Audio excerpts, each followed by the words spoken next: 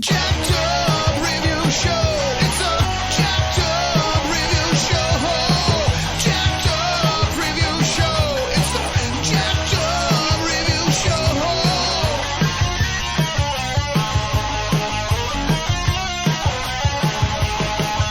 Join us as we cover many an insane movie and numerous cult TV phenomenons. Are you ready to get jacked up? Are you with us? Then listen on. Listener discretion is advised. It's a jacked up review show. It's a jacked up review show. Jacked up review show.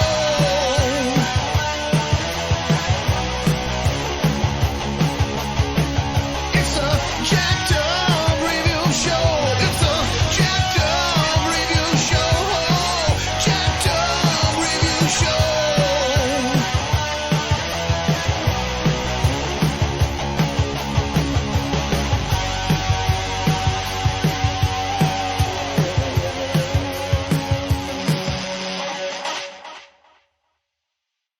And we're back with an exclusive guest here, filmmaker Tori Rice. Welcome aboard.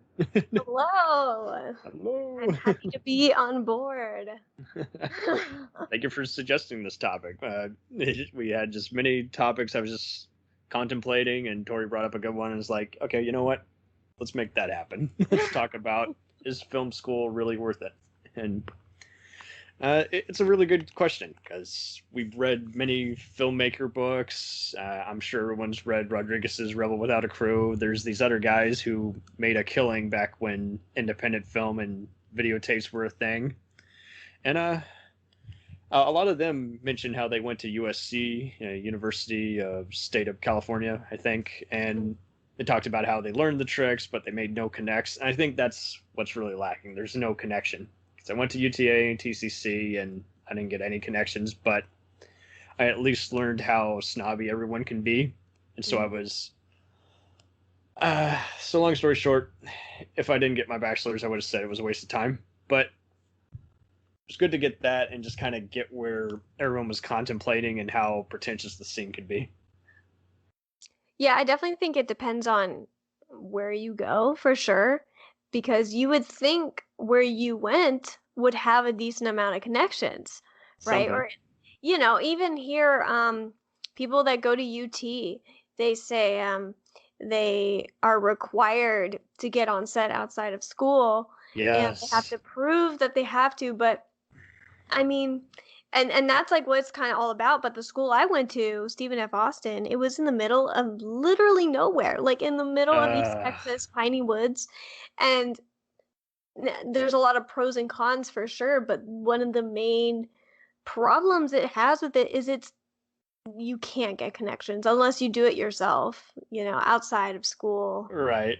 Everyone's hyping up Rodriguez and Linkletter, but they're not visiting those universities there.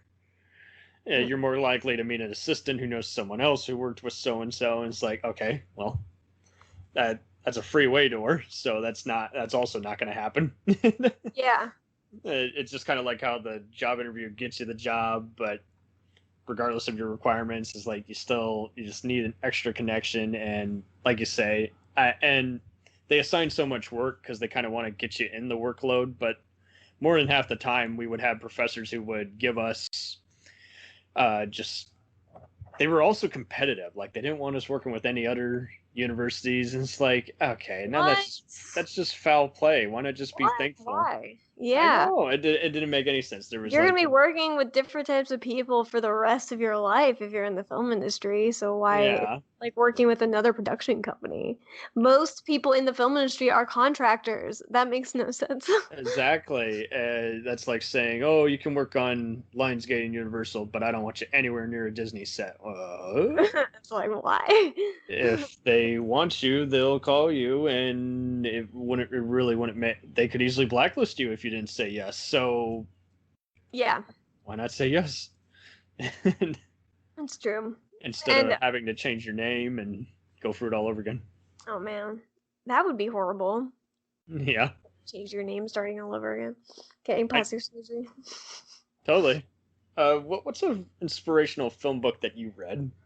that you would recommend? That's the thing is, as far as books, I'm such a on-site learner that when it comes to me reading books, I can't really grasp the information that they're trying to give me. But I will say that Saving the Cat about screenwriting, That's a I good one. really enjoyed. But there was really no other book because in our school they didn't require us to really read books. They gave us Yeah. presentations about teaching you about lights and things like that, about story making and stuff like that. And then a lot of it was just like go and shoot your movies, and Yeah. we will critique you on them. As far as like the film classes, and then on most of the film classes, it was like showing you movies, and Uh, but that, which is fine, showing you all like the classicals, what's important, what you should, be like, oh my god, you are my god, kind of how some people treat certain movies.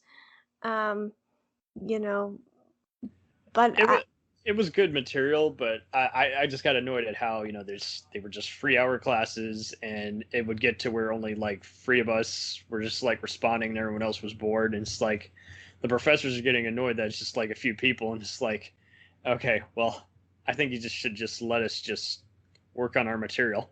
It will pay off way better instead of just lecturing. Yeah, I don't want you to do this, yeah. even though that's what you clearly want to do. And Hmm. the film review classes are good, but because you're seeing them in a private theater the way they're supposed to be seen, but it got a little more annoying because there really just wasn't much room for critique. And like you say, it was just at the end of the evening, so there's just not much participation. So it's just like no one seems to be able to win. Maybe that's what they're also going for, but it's just kind of sloppy in execution. So I definitely recommend taking some of these online master classes. At first, I was like, okay, whatever, it's celebrities teaching a class, but it really was cool just being able to have these digestible lessons. And especially if anyone here is the type where they just can't sit still in a classroom anymore, I definitely recommend those. Just come and go. You're feeling depressed, you're feeling like you need some inspiration, sit down, take one of these 10-minute lessons, Hmm. and just get on with the rest of your day and just keep repeat. And I'm just finding all these actors and screenwriters, there's a reason they got where they got, because they're just that well spoken, and they don't want to be the only skin in the game. That's the thing. It's like, despite their fame and fortune, I'm like, that's cool. It's also just neat to have, I guess, just cutting to the chase. That's why they picked them for these classes. Like, these guys were able to break it down without overcomplicating it, and that says a lot because they start in a lot of complicated roles or write a lot of complicated scripts. So they're just doing all these outlines of how to outline a movie, and it's like, okay, Yeah, perfect. but even then, it's like trying to teach one person how to make multiple people's jobs happen. Because that's the other thing is like most kids go into school being like, I want to be a filmmaker, but they're not realizing that filmmaking is such a group effort and you need every position to work. And so everybody's like, I want to be a director, and then it's like they never press the other positions No, as valuable. never as valuable. They don't even tell you what you should be good at. They just kind of assume, okay, you're in that position. Yeah. And it's like, it would mean a lot more if you gave me a very polite second opinion saying, I saw you panicking and stressing the entire crew out. Maybe you should be the writer. Maybe you should be the unit production manager. Maybe Yeah. you should be an assistant director who's being directed by the main guy to get pickup shots with camera B, instead of just say, oh, you are the worst. What the hell was that? And it's like, okay. I get that eventually you do have to be on stage and take a hit, but it can be a little more than just, I'm the teacher, so I'm gonna roast you the entire year. Oh yeah, that's the thing about our school. I don't know if that was for your school, but people did not want to give their opinion, like strong opinion, There was a because bit of I that. would I would be like, hey, just lay it on me. Like let me know Please. all the negative things so that I can get better. Not saying just be like crap on it, but give me actual critiques. Tell me what I could change or what I could have done differently. But Something. I wish, but it was more just like, yeah, it's pretty good. And I was like, that's it? Like you're not gonna like Why is it good? dive deep, or Uh, like question things, because I know I make questionable movies that make people think it's not like you can just read into them really easily.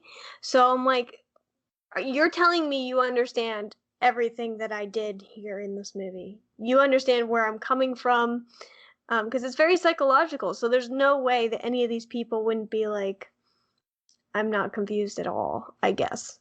Because it's coming from your point of view.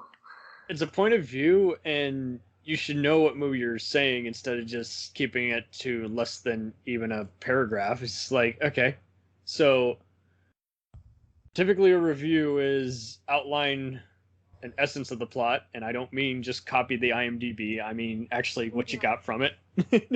So and so's wife is dying of cancer. So and so's husband wants to kill her because he took their kid.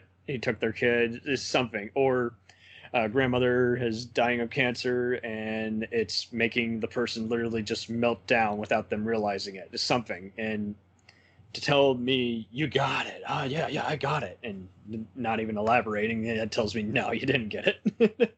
Yeah, Just being nice. Yeah, because it was well shot, or you liked the performance, the guy made you laugh, intentionally or unintentionally, something. Yeah, or even like critiquing the lighting as well. Just like The lighting, yes. it's like it's important to be like, hey, why did you, make it an evening scene versus a night scene? Just like asking certain questions to like understand where that director's coming from. Something. I think it's important.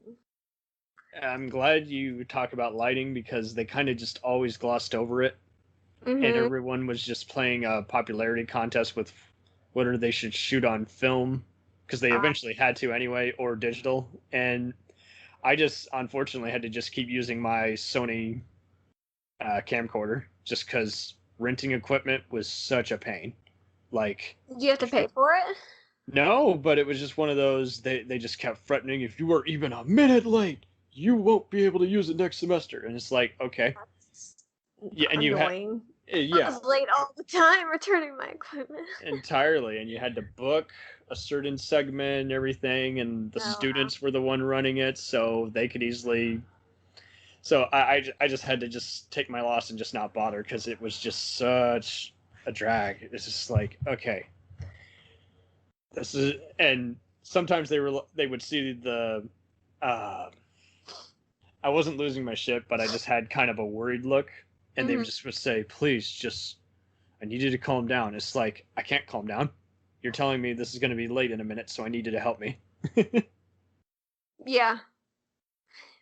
That's weird that they'd be so strict on it. Our people were very laid back about it. Also, there was probably less students than what you guys had. We only had in our top class like 20 plus people, and that was it. Like a little over 20. That's good, because did they have a good animation turnout? Because it seemed like that was big in Austin and Dallas. Just, there was some animation studios. I mean, the thing is, because this was East Texas, as far as I didn't see many good like people that were actually good at animation. I did take a motion graphics class because I decided to minor in that versus photography for some reason. I kind of regret that a little bit. But I did learn a lot about After Effects and using even just Photoshop or Blender and stuff like that. And Blender's a good example. It helped, but after doing it, and then after doing a couple jobs, I was like, I hate this. I would never do this ever again. Yeah. It's just so much work, and people do not pay enough for the amount of time you spend doing it. Exactly. So, yes. I knew some guys who were really good with Flash, like just doing more than just let's imitate South Park. Like they really went all the way into just, making it match up instead of looking dodgy in execution. Like they really did. But after a while, I saw how some of them, unfortunately, could be control freaks. Well, this has my name on it too, so I want to make it this way. It's like, I told you in the script, the cartoon character has to say this word. Yeah. And do this thing. And we definitely, I would say at this rate, don't not cast your friends, but also don't center it around them. Have them be a bit part. Because I saw so many people just say it's just not going to be great, but acting like that was the only true thing. Because even the professionals or local theater guys would also give you a hard time. So it's like, work with them, make sure they're going to come on the set.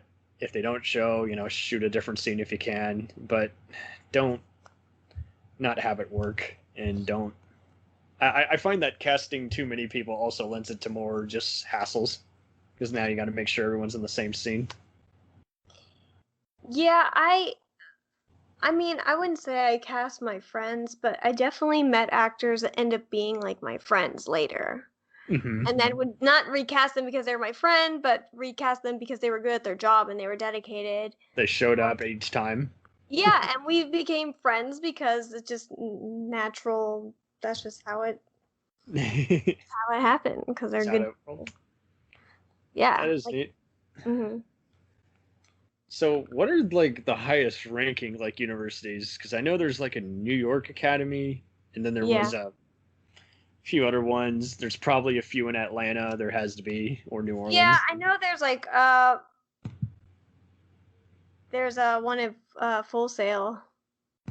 Full Sail is like one that everybody, when I was in I didn't hear about Full Sail until I went to Cannes, because in Cannes at the festival I went on an internship that our school like represented through this program. So we went to the Cannes Film Festival, you apply and all this stuff. And a bunch of people that like from around the world, like different colleges, basically become interns at the Cannes Film Festival in France. And so a bunch of people from everywhere, and Full Sail was kind of like UT in a way, where they had like really is a private school, but it's like a film school. So they had high-end equipment. People, I mean, their footage looked pretty good, but like, was the story great? I don't know. It's like they're kind of just like the rich kids that get everything and don't actually have to work for much. I've noticed a bit of that, where it's kind of seemed like if you had more money to spend, you could make a career, and it's like that's not fair on anyone else, though. I mean, to have to pay. I think we knew this professor who, I don't know why, he kind of wanted to make every film be about race, because he just felt like every movie was insensitive, even though it technically wasn't trying to be or wasn't necessarily the case, but he made it that way. And he said, "Oh yeah, I had to pay $4,000 just to check everything and submit my movie to HBO to air as a short." And it's just like, most people aren't going to find that that's worth it, especially if they're starting out. So I think building on that point, I did see a lot of cons offers, but they just acted like everyone had to just kind of, have their parents buy them a ticket or something and just pick everyone's brain from there. And it's like, well, so if you were to be unsuccessful and come back, what do you say to that? How do you justify that? Yeah, and I guess it also depends on what you mean by successful, because I feel like successful is different in everybody's. Oh, that's true too. I mean, just if you don't find any contacts or get to work. I mean, if you just don't try at all. Once you get out of school, but it's definitely. I definitely think school.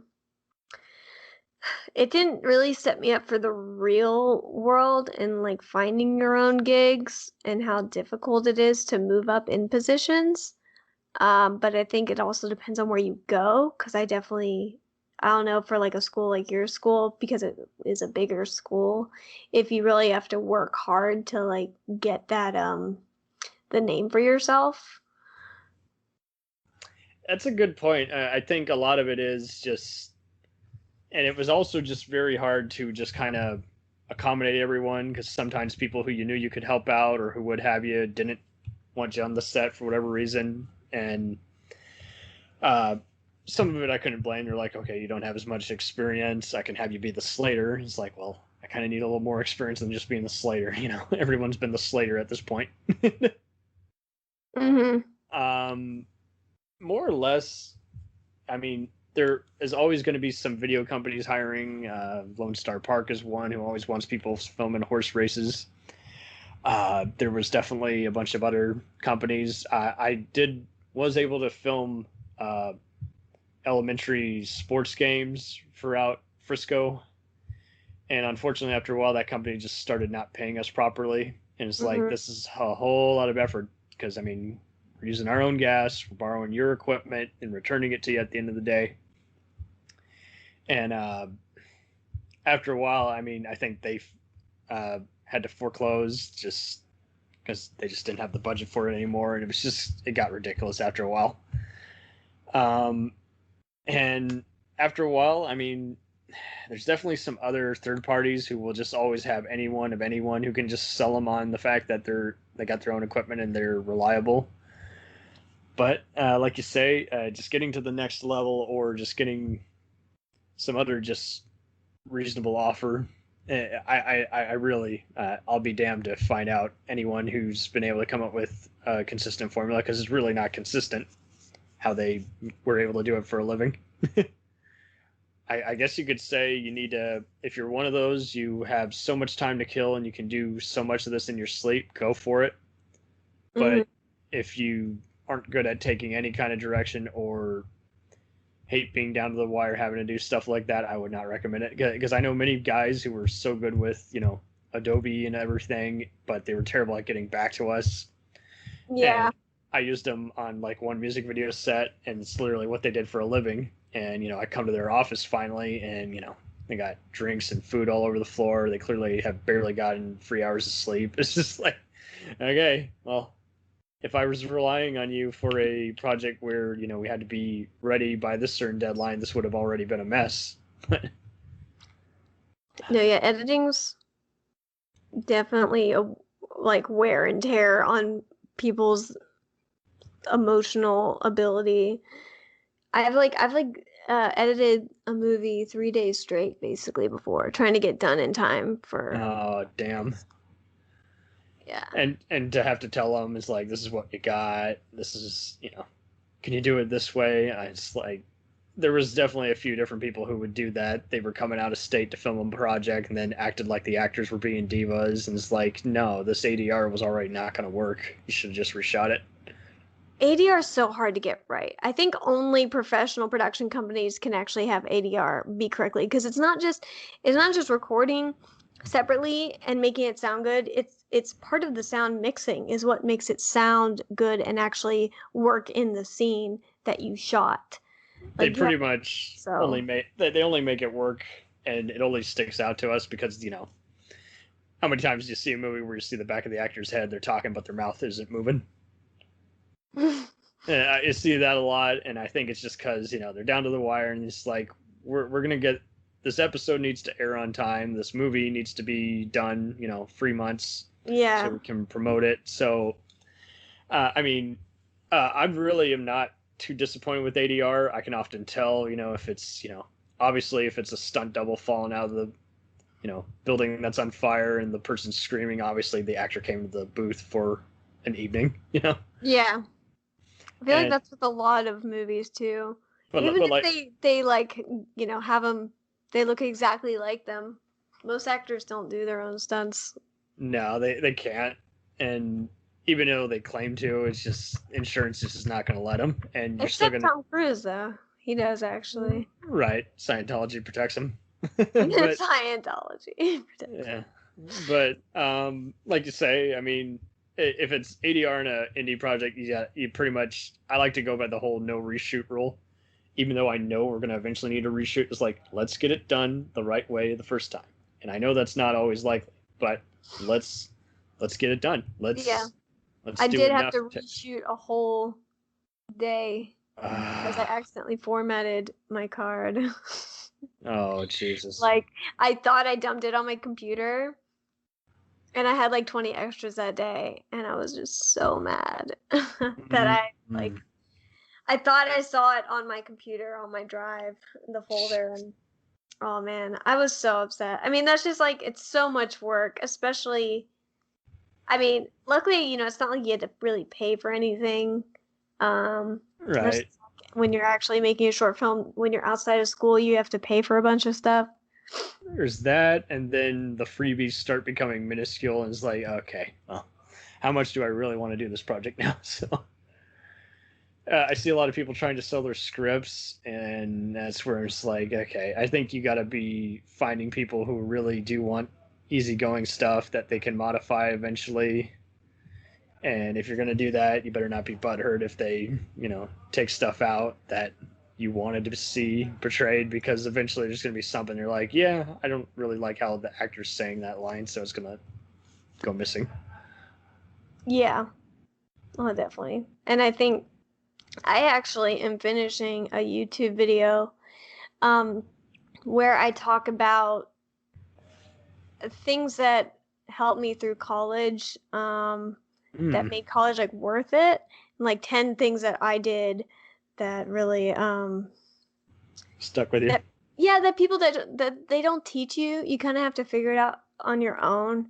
And I think definitely the number one thing that anybody should ever talk about in school is making sure like your crew and your cast are safe. Yeah, safety is a good idea, because it seems like everyone just wants to go, hey, I know my friend sells insurance. It's like, that's not what they're saying. That's it's like, not the point. yeah, you got to actually see, where's something that someone could get hurt. Do you have the harmless release form, all that, if so and so. But not even just that. I mean, it's even like when people do stunts like pulling out a prop gun, like that. Yes. Safety concern. You could hit me on the head. On the side of the road. No, don't hit me on the head. Yeah, I didn't know, because I was filming on the side of the road, and the first time this happened, in the middle of nowhere, like on a highway, there's no street lights or anything. It's completely dark, and we're just out there. There's cars, and there's a girl laying on the ground, like she looks like she's dead, right? Because that's the point. And we just get like people that keep stopping, and we're like, "Are you okay?" And we're like, "Yeah, we're just filming." Like we have giant lights, so we're like, they don't see the camera, and yet they somehow think it's the 6 o'clock news. Yeah, and then we get the cops called on us. They're like, "We're just trying to make sure everything's okay over here." And we're like, always a snitch. Yeah, but they were basically like, "Oh, well, you just have to, make sure next time you wear vests, orange vests, and you have to alert like the county sheriff in that area what you're doing, so that somebody calls the cops." Yeah. Well, because I had to shoot later, I didn't get everything I needed to, so then we had somebody wear an orange vest and had to call the sheriff. Yeah, it's things like that you just don't realize. I did have a dude. Actually, an AC told me that this one director, they were shooting a scene where they wanted this guy to like take a bag of rocks and walk into the water like he was going to drown. Oh, and he actually wanted him to do that. And like, or have him tied to his ankle or something. Like, it was very just unsafe. And the friend that I was friends with was like, had to fight him on it, and he wasn't even the DP. He was just the AC. It was like, no, he can. And this was an indie movie, not even in school. Yeah. So it's like people just don't. Yeah, the civilians have too much time in their hands, and the guys who are planning this is like, I pretty much encountered some of those types, but I also saw a bunch of guys who they kind of pulled Christopher Nolan, if you will. They're just like, if I don't have this shot, if I don't have this, then it's all for nothing. And it's like, it's all ruined. Then you got to go back to the storyboard, because you can't get that shot. Oh, well, I don't want to make it. I'm going to just scrap the project. It's like, okay, so what should I tell everyone here who's here today? That, hey, by the way, this is never going to be seen. Now they're totally going to give 100% effort. Oh, don't tell them that. Okay. Well, they're going to find out anyway, so... Yeah, right. What's your point? It seemed like there was also just so many people who hated over-edited stuff, and they just wanted to equate it with everything. It's like, sometimes that's what you got to do. I'm not saying slow motion per se. It's like sometimes you got to fade to black, or... Yeah, if you don't have a seamless transition, which that's another thing a lot of film students don't think about, is the actual transition in between scenes. Yeah. continuity and all the other stuff. You already said their name 5 other times. I get that their name is Martha. They're dying of a bullet wound, or David, he's the best superhero on the planet. It's like, okay. Yeah, I think the one thing though that that I hate is when college students make movies about college. Oh, yes. And I talk about this in my video, and I'm just like, I hate it so much. Mm-hmm. Because it's what is the point of going to school and make a movie about the situation that you're in, or even like situations that you've probably never experienced?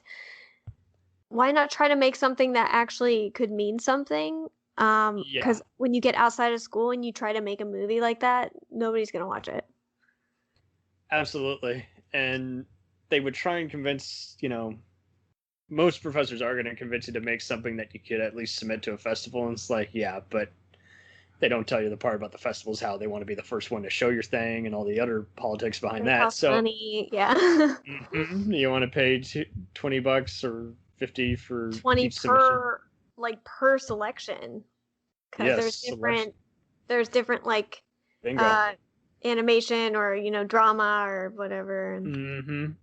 And you had to do research on some of these festivals because some of them were still listed there, and it's like they haven't been active since 2015. I'm like, then why are they on here? I see a lot of people trying to make their shorts into features, and I don't think that's on sound, but I also have to I think they have to also just ask themselves really quickly, is like, do you have enough material to stretch this out, or is it just going to be a drag? You're going to have to recast everybody. You'll keep some people from the short, but obviously you're going to get rid of the actor who can carry a short but can't carry a feature. And I think there's also a lot of that too. They just don't want to weigh it, just like the safety. They don't want to see what it's going to be over time. They just think, oh, it's a piece of cake. And it's like, I mean, you can make it be a piece of cake, but... We'll return after these messages. Hey, feeling down? Feeling low? Not enough podcasts about movies in your life? Why not try... They must be destroyed on sight. The new Podcast Cure-All, sure to get you right with the world and on a path to better living. We have exploitation, we have Italian horror, we have zombies, we have slashers, we have crime films, we have spaghetti westerns, we even have sci-fi and sex comedies. So take a dose of... They must be destroyed on sight. As needed, and let the hosts, Lee Russell, Daniel Harper, Paul Romali, and the odd guest host cure what ails you.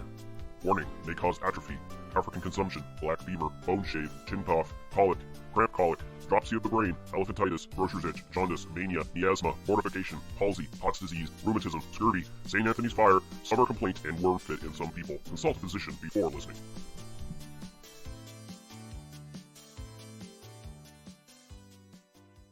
Hey, I heard you like movies. I heard you like to hustle. I heard you like podcasts. Well, guess what?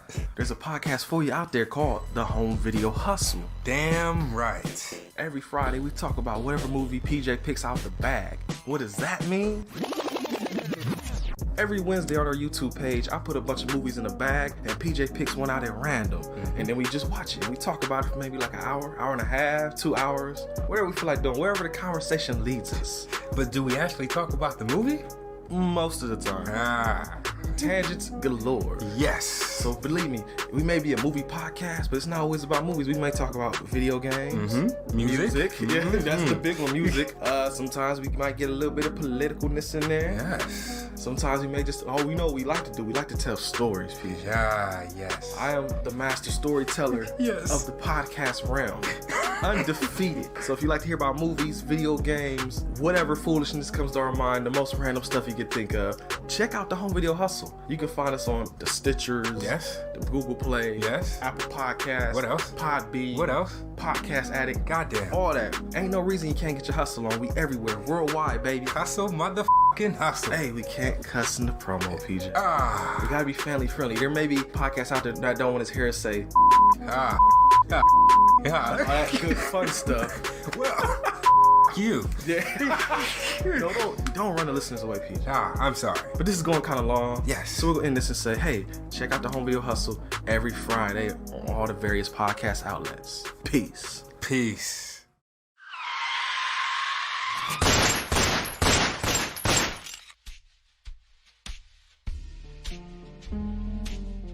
As far back as I can remember, I always wanted to be a gangster. And while Witch didn't make it to the top of the world, he did make the Gangs of Hollywood podcast. So join the gang and enjoy a movie review podcast about movie gangs, gangsters, mobsters, and the mayhem they cause. You can find GOH Podcast on Facebook, Twitter, and Instagram at GOH Pod at www.gohpod.com, as well as your favorite podcast listening app. And remember, say hello to your little friend for me.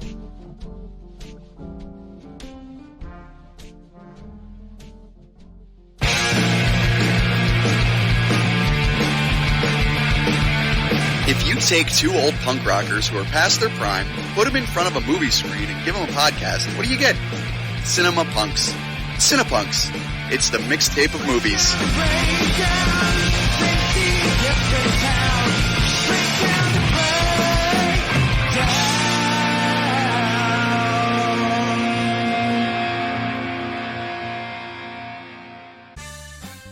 Did you ever see a film at such a young age it left you traumatized with cinematic wounds? Necrophilia. It's a dead issue, man. Don't push it. Cinema Psyops is a weekly podcast documenting an ongoing experiment on the mind of an unwilling test subject. No one should have to watch this movie. Oh, no one should have to watch this? No one should have to watch this movie. Surprisingly, it's not a topic that a lot of people really want to tackle. I'm shocked, prudes. I know, really. Right? It's the next sexual frontier that no one wants to explore. I am, in the most sincerest of senses, disappointed in you. It takes a powerful goddess like Connie, jam her arm down the monster's throat and kill it. Oh, I'm still tripping out over that. Even as a kid, I was like, I gotta find a girl like that. Every week, I get a new look of disappointment that I never thought I could get out of it. Unimaginable. At 12 years old, you should not be watching this movie. Obviously. At 13, you should not be. 14, you shouldn't be. I'm not entirely sure even 17-year-olds should be watching this. Just because you're offended by something doesn't mean that you have the right to demand that it doesn't exist. Watching this film again, I had all of this like little nerd glee with everything that kept little popping history up. doll popping up absolutely. at you. So I totally loved this film. Hey, I know why you couldn't see that. It's because your brain's warped from watching this shit at 12 years old. Yeah, this is a rough movie. I told you ahead of time when we were getting ready to do it that it was How going to be a did you rough watch one. this shit at 12? Because physical wounds heal, cinematic ones don't. Listen to Cinema Psyops. It's time, let's check our cue, baby. Pair it with a couple brews, baby. We love good movies. We love the bad ones too. So we watch them all and pass their lessons on to you. Oh yeah.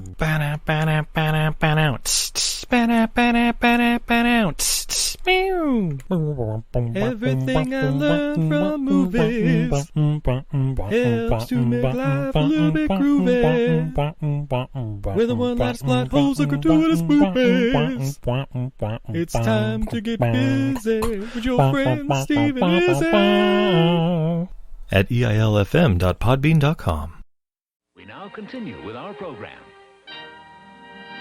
Still got to think about so many other things. Oh, I'm getting this one actor. He hasn't said yes yet. I'm like, yeah, because he's not interested. Yeah, how was finding cast in your school? Was it hard? I kind of lucked out. There was this one actor. He wasn't that great an actor, but he introduced me to 3 other people who I'm extremely close with still to this day. Mm-hmm. And they were pretty much all in our shorts, and they added so much extra stuff. They even corrected me along the way. Wait, we already just said the line. I'm like, you're right. We shouldn't film that. And it's like, perfect. I guess the only issue was that the guy who introduced me to it, he just kept inviting his girlfriend, and I eventually did get to the point. It's like, please stop taking people who your friends and family with you.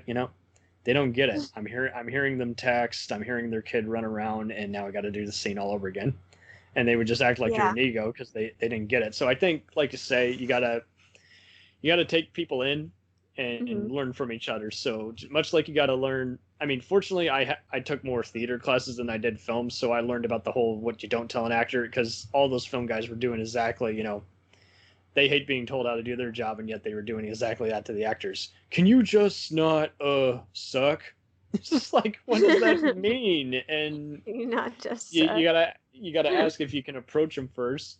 Oh, I don't want to cling to their ego. It's like, what? Everyone's got an ego, so it's just Wait, kind of a you had to respect. ask to approach the actors?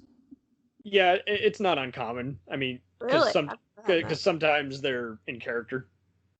Oh, weird. And- I've never even. Yeah, I fucked up real bad on one set. It was a Mm. good short film, but it was just one of those. The actor was just such a prima donna, but he was also. I mean, I did kind of. It was one of those. Everyone's like, "Yeah, he's being a dick to you," by shouting at you, but you were also. You were kind being of, a dick, or he was being a dick? he was being a dick to me, but Oh. yeah, they were like, at the same time, you were kind of in the wrong. You approached him, you accidentally made something drop, which made him break character, all that shit. So it is one of those things. You got to just pretty much not say anything. If they have to be that far into character, and it's not like they're in a Hollywood, like a big production movie, then I think that means they're just not good at acting. There's some of that. Some of it you can just tell they want everyone to bend over for them. But there are others where it's like, okay, I did. They lost that moment, so now they just gotta take a break, and now we gotta reset and all the other shit. Yeah. But I at least just ask them, can I approach you? Are you doing anything, or are you just trying to? But at the same time, like you say, you can tell which ones have actually been studying the material versus only studying their lines. And I encountered some of that with one guy who I don't use anymore. And it's just like, you got to understand this all in out, because you were asking me questions. You've had 3 months to learn. What is it about? Now, don't get me wrong. Sometimes you can just do the work and you'll be fine. It's like, it's a 1 second rule. I don't have to do anything else. But sometimes it never hurts. Sometimes they might say, you know what, man, I hear you're really good. Can you be the lead? Because so-and-so, can you be in a dual role because so-and-so's not showing up? And it's like, okay. I mean, it doesn't hurt to just learn all about the story. And even if something's not clear, you can always just ask something extra. Yeah. And carefully ask the person, because, if you're texting, they always like to take it out of sequence. Oh, you're making fun of me. I'm like, no, I'm asking you, is this meant to be a funny scene? No, why would you say that? You're like, I don't know. It could be. It's The way he asked it just sounded cliche. I didn't know if you're going for that. yeah. Be I safe think than sorry. some people just get too butthurt when it comes to things they wrote themselves or. Mm-hmm. I told you about these guys who will remain unnamed, who were they Mhm. clearly never read anything that they wrote out loud. It's like, you got to do it, because Yeah. Mhm.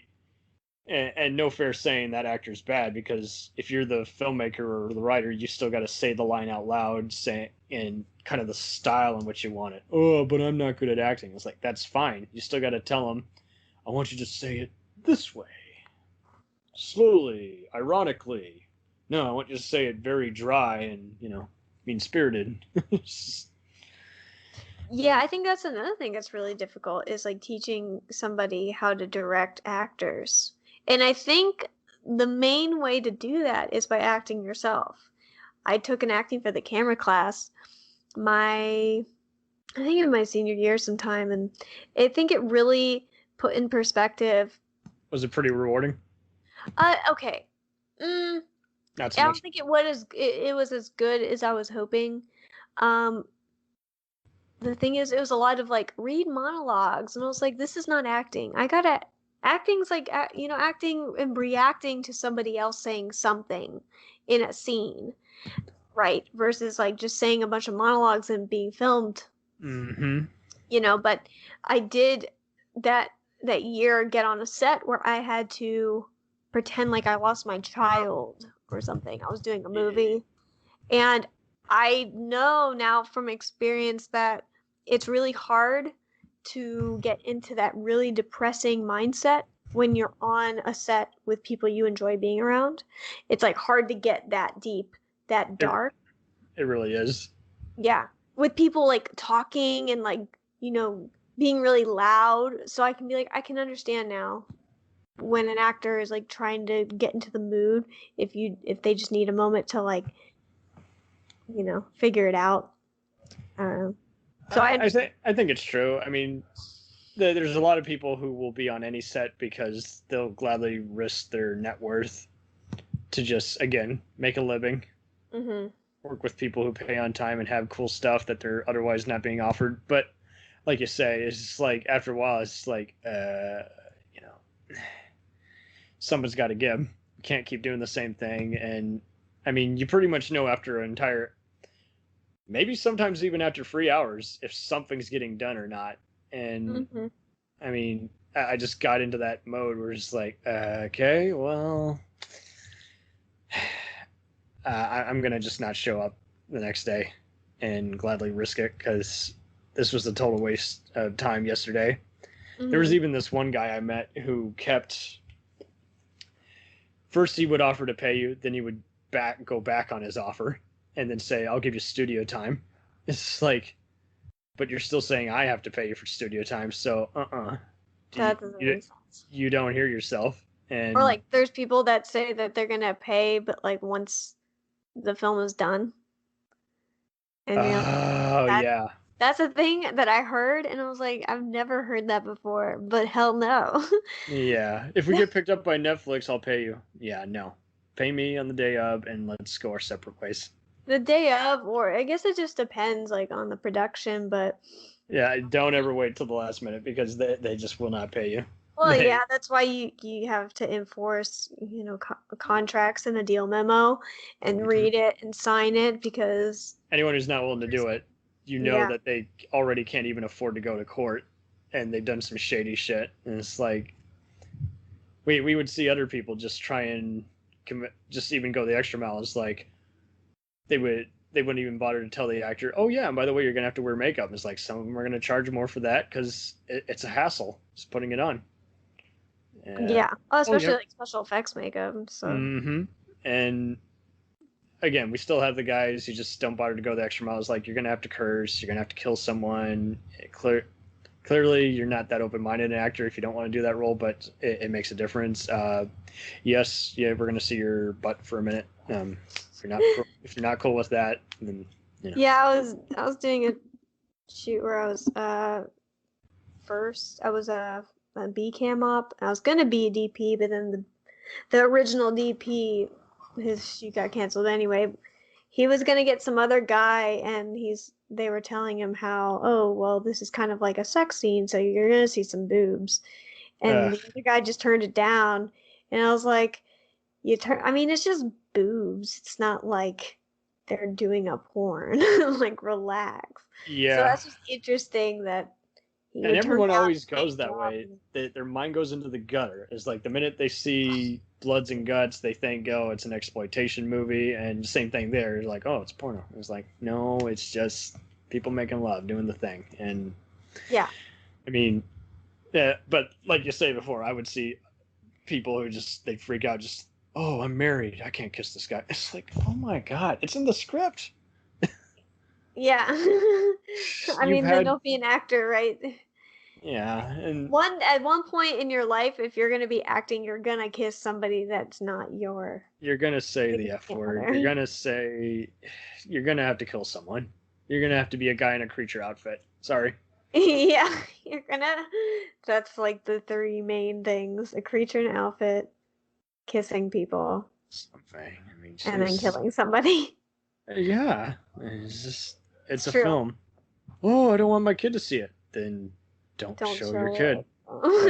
It's a short film, and it's a feature, or it's an indie feature that's not even out yet. You have plenty of time to set up the parental lock.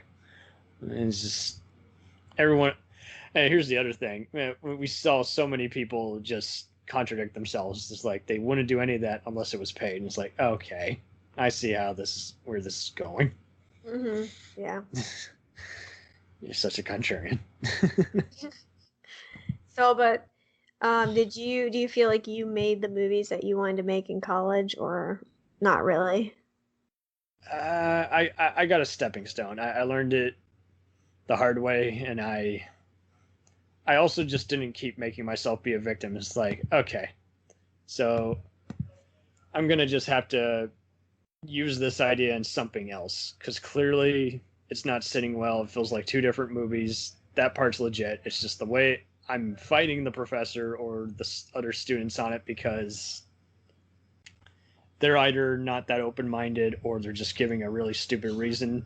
But Oh, so you had to go to the professor and students to like before you made the movie? Well, and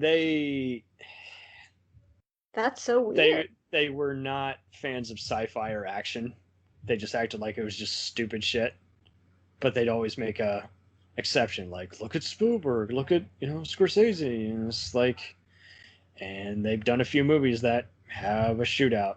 Oh, you're trying too hard to be like Tony Scott or Michael Mann or Michael Bay, and it's like, and good right? or It's bad. like, it's the movie I want to try to do. Why are you stopping me from doing it? And they would definitely.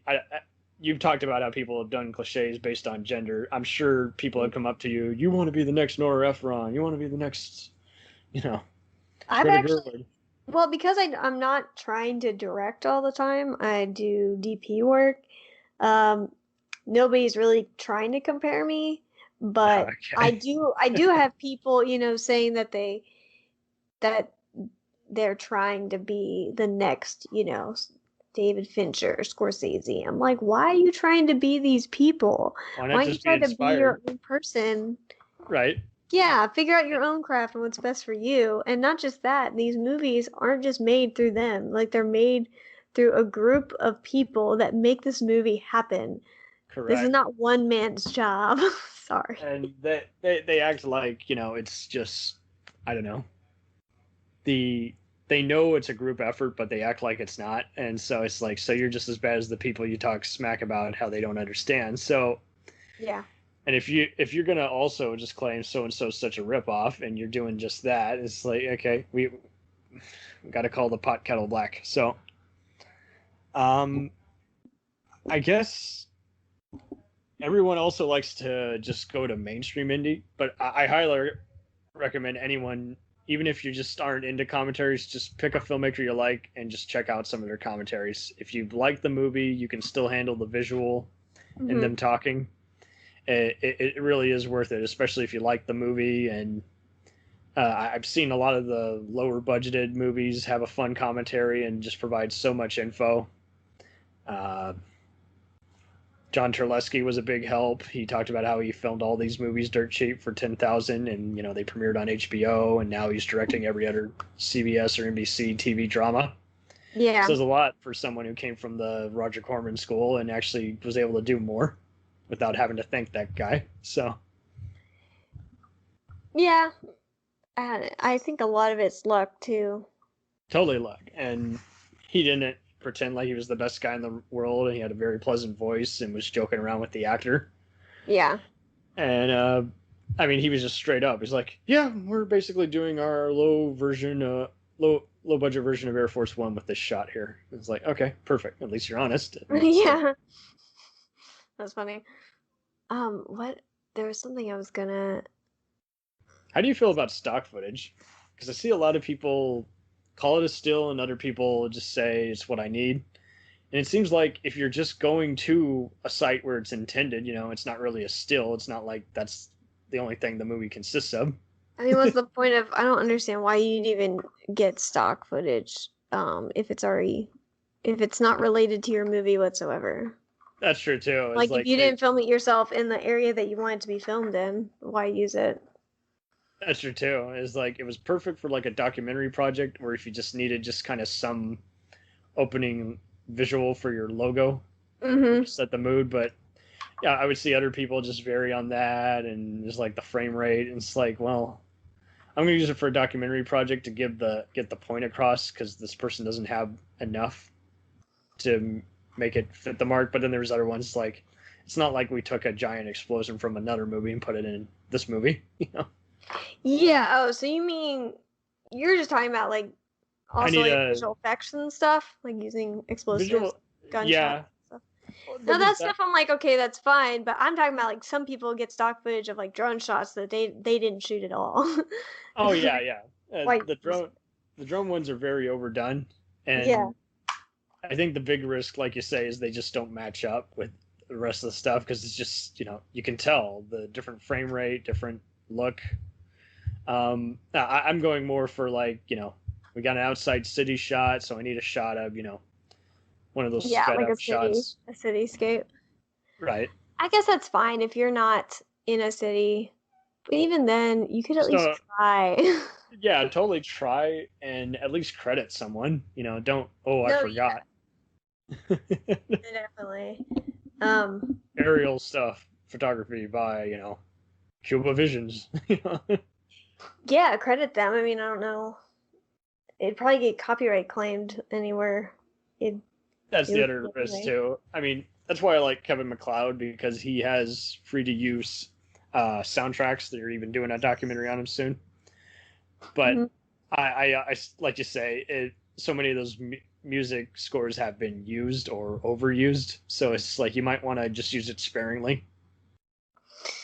Yeah, and I think when I was showing my friend that I met at Cannes the 30-minute short that got in the short film corner over there. Okay. And he said the only thing that really took him out of it was the music, and he could tell it was like, stock footage music because he's heard it before. And I was like, yeah, I mean, we're students. It's like we don't have money to really put into these projects. So I think music is definitely one of the most important things for a movie, but one of the most difficult things for students to get and make it like their own thing. Exactly. Especially when it comes down to rights and everything. So, I mean, Yeah. They're a little more lenient, or they were, at least when I was in school, downloading or uploading YouTube videos and stuff. They're a little more lenient on that kind of thing. But now it's like every single video, unless you've made it yourself, it's copyright strike. yeah, the movie clips logo is there.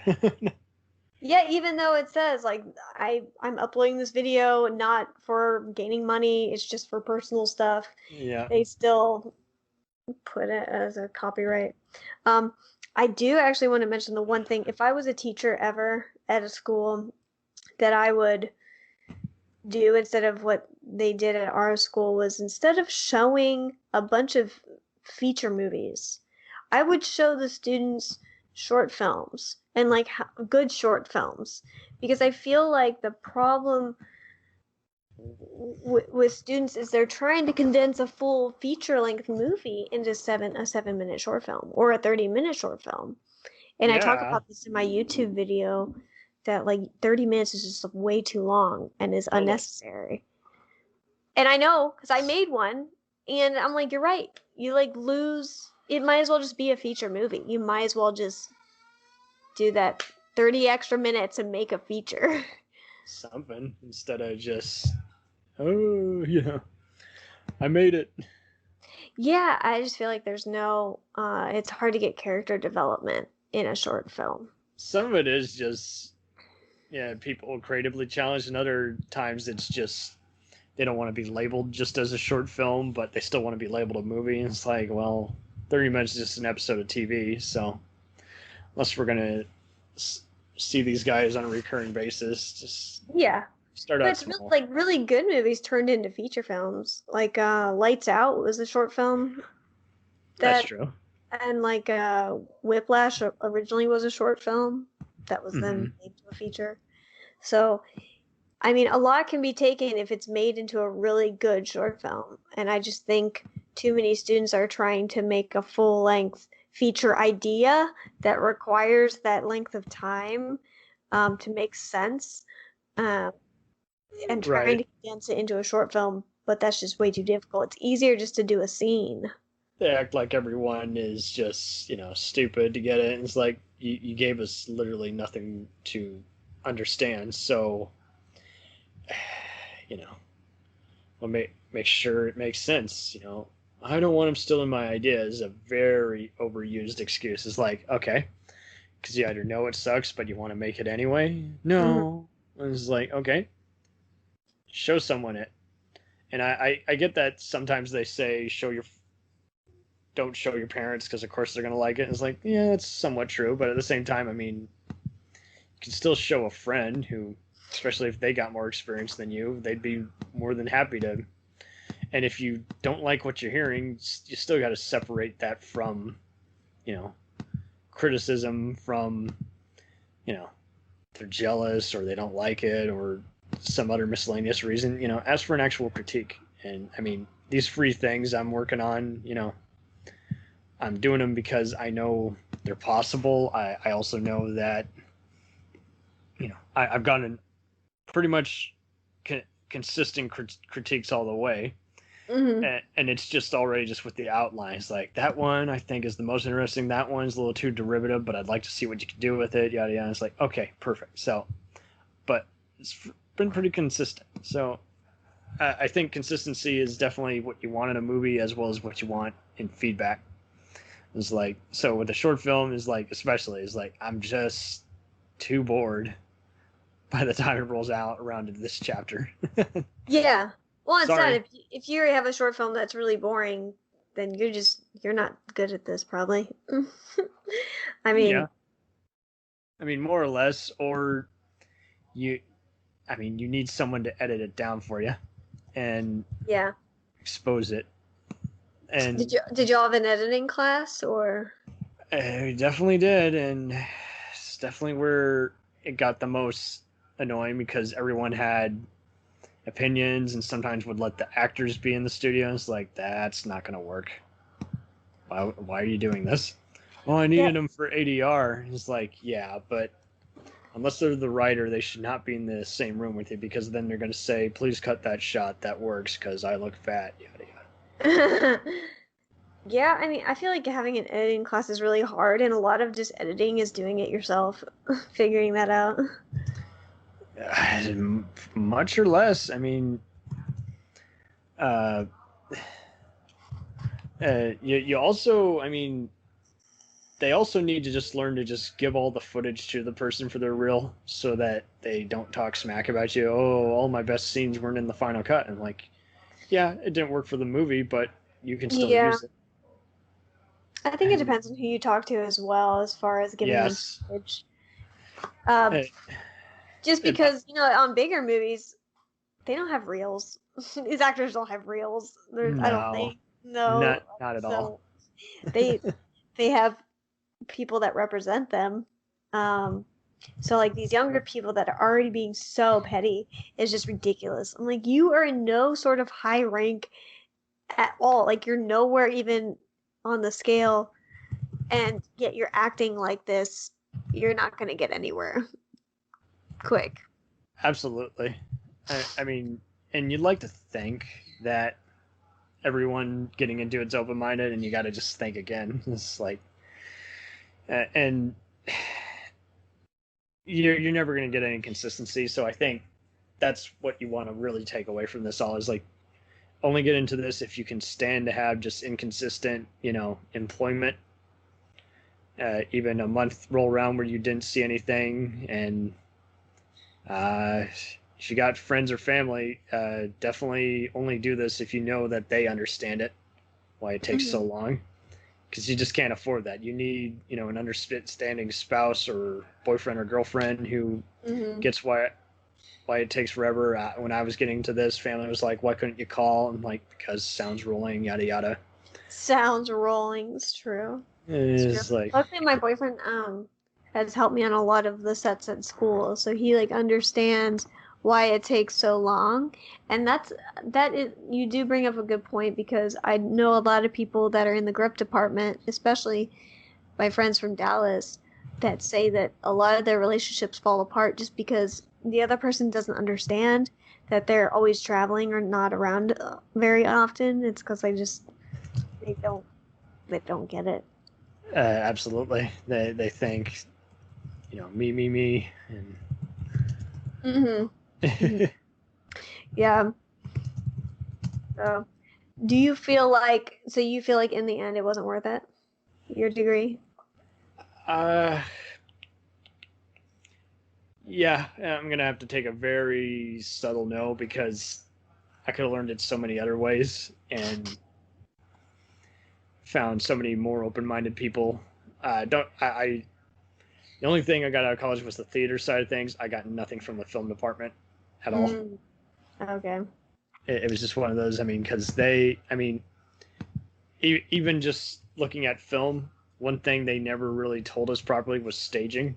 It's like staging is so key because it just affects everything. I want it this way. I want this kind of shot, which is going to take this amount of time to set up.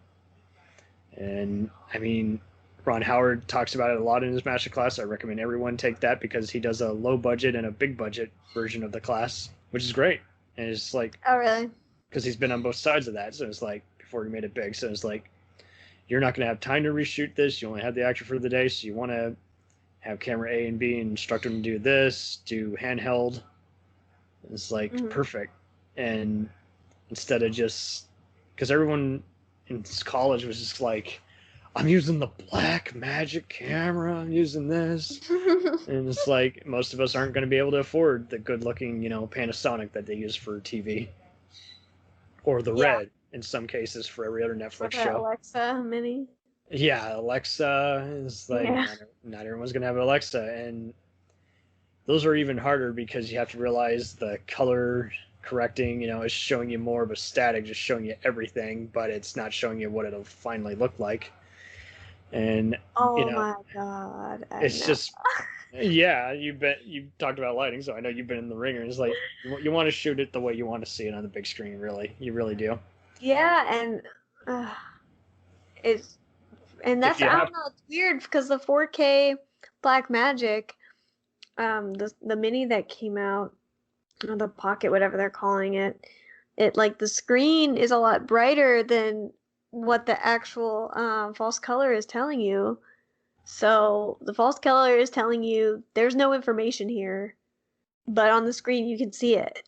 So then, of course, like directors and stuff, they're like, it looks fine. I'm like, no, it's dark as hell. No. You can't, not when you look at it later. You got to understand how it works because, I mean, you got to treat it like an actual job.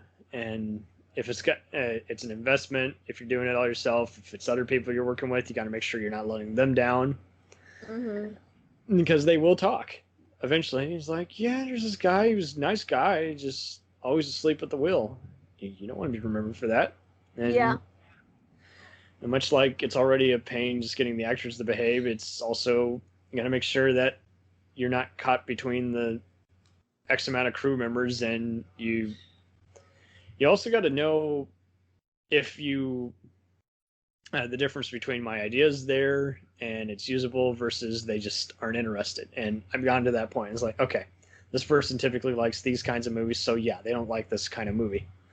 And that's okay. They're not the audience for it. And as opposed to, oh, I think you took my idea. I think I could do it better. And it's like, okay. So, I don't think I've ever experienced that. Somebody being like, you took my idea, or somebody taking my idea. And if it is that way, it's like, okay, like it's kind of flattering, I guess, that you liked my idea. But you were too proud to say it to someone's face. I had a friend who I'm no longer friends with who was on stuff like Dallas and Olympus Has Fallen, and it took knowing him for at least a year and a half to realize that he didn't believe in me. And at least he finally said that. I was like, okay, you thought we were just bullshitting. I was serious. Well, injecting some humor into that. That's like he didn't see your relationship as a real relationship. Yeah, just a friend to bullshit with, and it's like he also just took one nasty experience and acted like that's how I've always acted. It's like, that doesn't make sense. Okay, yeah, I was overwhelmed, but I forgot one thing, and you're acting like I can't be in charge of everything. At least I did the call sheet, I did everything else. I forgot one prop and panicked in a room where only you were there, and you're acting like, I don't think you can handle this. Yeah, and I definitely think that people act differently when they're around their friends. Like, you become more vulnerable, so you don't have your your guard up. So you're just, especially when you're in a panic mode, you feel like you can be more emotionally open with that person. That's a good point. For him to just be like, oh, you were really mad. I've been really mad or really upset or really happy around my friends that I wouldn't normally be around people I either just met or only known for a couple, for X amount of even time. just know that you haven't even like you. I'm not just gonna like lay down all my shit for you and tell you everything dramatic about my life or come to you about certain issues I'm dealing with, right? So it's Exactly. And if they're the kind of guy who likes to jokingly argue with you, you already don't want him on the set, because then that's going to convince the troublemakers to say, oh, I can talk smack to him too because of how he let you get away with it. More, hey, Kato. There's a kitty behind you. Oh, yeah, it's Damien. This is Oh. my snake cage. Oh, yeah. Oh, okay. So a snake and a cat. Perfect. Yeah, I have a couple Tortoiseshell. cats and two leopard geckos. Yeah, nice. And speaking on that point, I also see a lot of guys, they don't realize, okay, the dog or cat on set's getting overheated. This is risking animal safety. Oh yeah, I noticed that with actors. Like somebody will be freezing to death, and they don't have a coat, but they're not even in the scene. I've had that before. Yeah, And take the coat I'm off. like a second AC, and I'm like seeing this woman like freeze to death, and she's not even acting in the scene or on camera. And I was like, "Do you need a jacket?" Like I just feel so bad. I'm like, how is nobody like a PA? Like nobody's watching. I think it's just insensitive because they're Yeah. It's callousness because they're used to it. They're used to just being up, past their bedtime and getting only 3 hours of sleep. And so then it's like, have the PA ask to approach them, give them some water. Oh yeah, water's like a big thing that people don't. And if they don't want to eat, you can just say, okay, cool, but still check back with them. And if they bitch the next day saying that PA would not leave me alone, it's like you just got to reinforce it every 30 minutes to say, okay, Yeah. you haven't had anything to drink or eat. You do know the food table is open. You're not in the scene. Please have a bite to eat. Yeah, that's true. And when you were mentioning about your your friend, Ex-friend. your ex-friend, yeah, I definitely had. I don't even know for friends. It's kind of like that weird situation. I guess it. How do you label a friend? They can be Yeah, your it's like rival the next year because they decided, I'm going to steal your entire crew and make an ass out of you. Yeah, no, that's too much. But it's more like every time, like outside of filmmaking, we were like cool. But then it's like when it came filmmaking time and I was directing and he was like the camera operator or something, and I'd tell him, okay, I want it like this. He'd be like, why? I'm like, what do you mean why? It's Because I said wanted so. it to be that way. Yeah, like I'm the director. Like why you versus approaching it as, well, what if we try this, or like kind of what are you going for? Like ask more questions versus being like, why? But why do you want that? Like, what do you mean? Like, so that's like so frustrating to deal with. It's very frustrating, and you pretty much gotta. I get that it's sometimes unavoidable because you're going for the hoops, but there are other times it's like, okay, start reevaluating your judgment. So I found out with this guy who I thought I knew from meeting him for over 5 years and at the various mixers. It's like, okay, so he's got a bigger head than me, and he doesn't take direction well because he's trying to do virtually everything, in his free time. So it's like, okay, I need someone who stays in their zone and has done it enough times. It's like, I can, and I gotta also, just work on how I accept, the opinion. The feedback, instead of just, sometimes you look like you're shrugging it off because you're just silently thinking. So you want to always acknowledge, it's like, okay, perfect. And sometimes the actor's still going to just play games anyway. So you might even film the scene their way, film it 2 different ways, even though you're clearly only going to use what's on this page, just to get it done and prevent a walk-off. and just silently say, not working with that guy again. Not going to even tell him when the premiere is. Wow. See, I haven't had any experiences like that. As far as my personal movies, I mean, I've had maybe like one situation where the two actors were fighting, to where they almost one I think walked off set, but this wasn't my own movie. It's just one I was a camera operator for at school.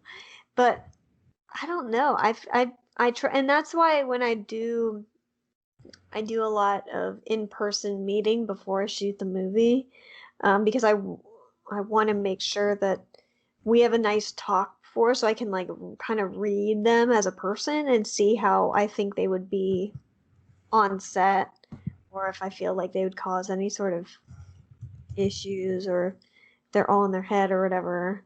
Absolutely. It's kind of easy to tell, but sometimes it comes out of the blue, and you're like, I don't even know where this came from. Like, why? Exactly. And I mean, so all I can say is just be ready to revise your script. You might not get an extra day. You might just say, you know what, is really any of this going to make a difference? Not really. Yeah. It's just extra B-roll to cut back to. Oh yeah. I definitely had like a little one time. I was actually the last movie I made for school, and it is supposed to have a little girl, and she was coming from Dallas, and I can understand now why that would be a really far drive to do something for free, right? Mm-hmm. But she's worked with me before, and it was more like, well, we trust each other. It's definitely not like showing up, at all, and not telling me. Why didn't you just tell me, a day or two before, so I could at least have time versus the day we're shooting. Literally right before we're about to shoot with her. Or you could have told me, hey, I want you to pay my daughter. Because there was just no communication. So I think if there was more communication, it would have worked out fine. And she's like, I took this commercial gig instead. I was like, that's fine, but you should have told me before. It's kind Indeed. of so I think that's very important on set, is to have good communication. Communication, definitely. Planning. And I don't mean that just figuratively so much as just outline the script, see if it's even realistic to even film any of it. If you're just gonna have to do it another time, it's like that's gonna require visual effects, and if it relies on that scene, then it's already showing how dependent the movie is. It's already doomed for failure. So I know I can find someone who can do flashbacks and shoot really well. That already is a strength. And I find that a lot of people will hear visual and they assume you're talking about visual effects. It's like, no, I mean how it looks. Making that shot matter. Oh, well, it doesn't matter. We can fix it in post. And so I'm just done with that. I can't hear that standard anymore. That's a poor man's version of we'll figure it out later. It's like, let's figure it out now. I feel like most people, though, good filmmakers hate that when people say, let's fix it in post. Because people joke about it all the time because they hate it. Mm-hmm. It's not realistic. And don't get me wrong, the average production has some screw up that's easily avoidable, and they're working overtime because they got the budget. But I know that, and you're not going to hear it unless you absolutely know someone on set. But there's just other moments where it's just like, this is ridiculous. On a few shows I was doing extra work on, I heard about it. It was inevitable. The people doing the extras, coordinating and makeup, would blab once in a while. Oh, we've been here way too long. Should have figured it out a month ago. Why are we doing these reshoots? And you just kind of it wasn't. I also feel like everyone's got to have a thick skin. There's going to be some cynics on set, and they're not necessarily meaning to hurt anyone's feelings, but they're just blabbing. And some of them know better, and they're doing it anyway, and others just being careless. And why be annoyed by someone else being an idiot? There's no point. Yeah, it's true. I just lost my train of thought. Oh my god. I was thinking something. I think it's really hard to mix friends with business in this industry. I've definitely had my fair share of moments where I think somebody is a friend and then they're not, or they're not, and they think we're friends. So it's like, we're friends at work, and that's pretty much it. Like, you get me jobs, I get you jobs kind of relationship. Like, we don't hang out outside of school outside Yeah. of work, especially right Friend now. used very loosely. It's like, Yeah. what do you mean? You mean a Facebook friend, a social friend? I met you Right. at that one party friend? Yeah. I mean, me and you have been Facebook friends for a while now. Right. We're in some of the same groups, so we see some of the same ads and talk about it. Yeah. But we trusted each other enough because we had enough conversations. It's like, okay, we get how each other thinks. This is perfect to do an episode on this. Yeah. We have the same thought process, the same thing that aggravates us about the industry. Oh, well, I think we've summed it up pretty damn well in terms of just where hopefully the industry could change in terms of just training people for it all. Yeah, I think there's a way to have school be worth people's time as far as filmmaking goes, and I think it needs to be less sitting in a classroom and more doing it. I think that's what they need to actually focus on. It's just hard to get good teachers, because I think that's the main issue is the teachers that are there either never worked in the industry before or have, and it was long overdue. So like the standards or just the generations have changed, so things have changed in the industry.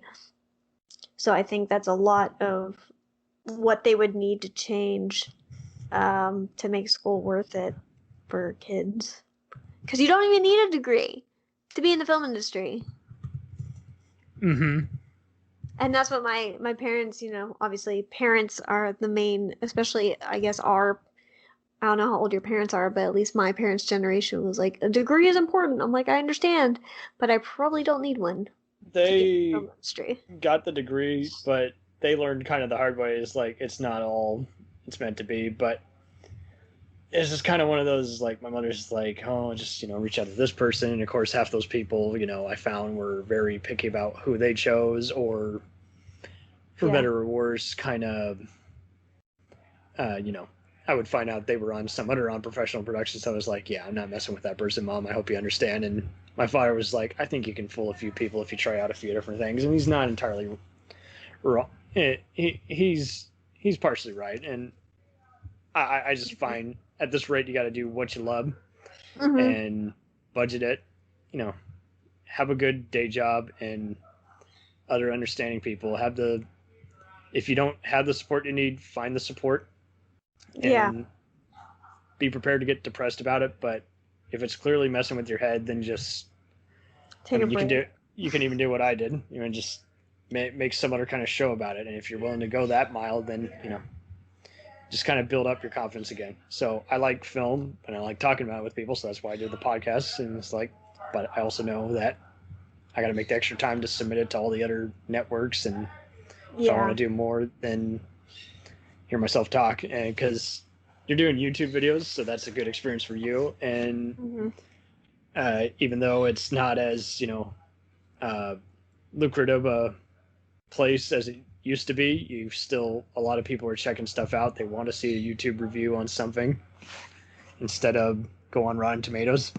Yeah. I mean, I don't even necessarily review things. It's more like I'll talk about some film stuff or just being in the industry, because I don't feel like I don't think I've seen anything where people actually talk about being in the industry and like the experiences and how it's not all glamorous as people may think.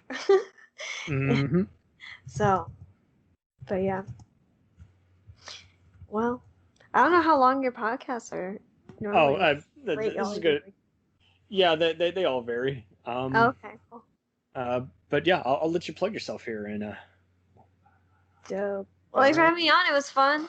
I wouldn't mind talking about other subjects. I'm not good at talking about movies, but like actual movies. But I'll talk about like film sets all day. Film history. We could even talk about other. We can even plan to do another episode on just misunderstandings in the industry. Just yes, often talked about. Urban legends. Is there any truth to that or not? We could do something like that. True. Is the director really in charge? And for instance, yeah, right. most of my friends who have done film or haven't done any film think it's all the director, and it's like I think most of us could argue it's the people who put them in charge, the producers or the studio. Yeah, or everybody, really. Mm-hmm. Well, when is a director's cut needed, and when is it just an excuse to make extra dough? True. Yeah. Special edition. Thanks for being on here. It really meant a lot, and yeah, it was fun. I also learned something. Nice. Todd and Austin. We'll chat more later. For sure. Till then, simplify. All right. Bye. Thanks, Cam.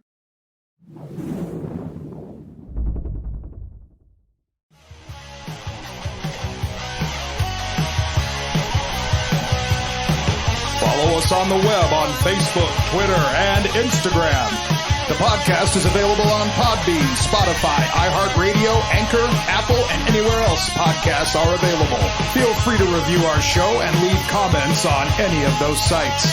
Thanks a million for listening. It's a jacked up